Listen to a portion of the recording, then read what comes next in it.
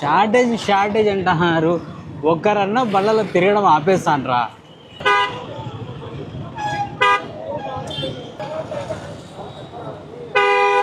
అంతంతమంది ఆడ క్యూలో పెట్రోల్ పట్టించుకుంటారు.